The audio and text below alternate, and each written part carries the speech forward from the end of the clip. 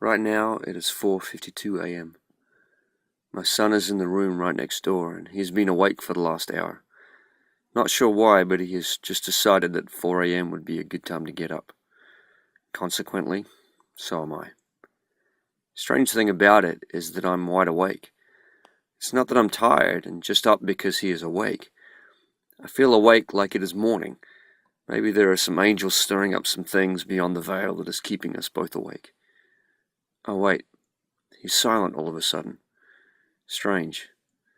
As soon as I started writing, he stopped crying.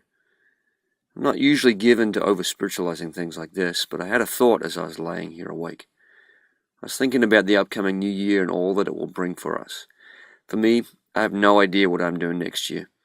I'm in that weird place where I have no answers and I feel like I'm crying out in the dark and no one is listening. Just like my son was just doing. You see, the thing about my son crying is that at any point I could walk into his room, pick him up, turn the light on, and he would be ready for the day. I could rescue him from his frustration and cause the crying to stop in a second. But it's not morning yet, and if I rescued him, he would be tired before the day started and it would throw off the whole schedule. So I have to let him cry it out. It's for the best. Why do I think that I am any different? Sometimes I'm lying in the dark crying out for someone to answer me and no one does. It's frustrating and I feel alone. But Daddy is just in the other room, and I have to remember that it is easy for him to walk in and turn the light on.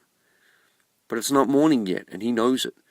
He's aware of my crying and frustration, and while it pains him to hear it, he knows what is best.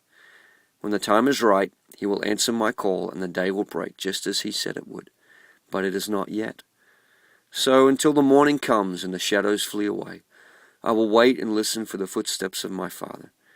In the dark it is hard to have perspective, so more than ever we have to lean on His faithfulness to know our times and seasons. I guess my son is asleep. Haven't heard him since I started writing this.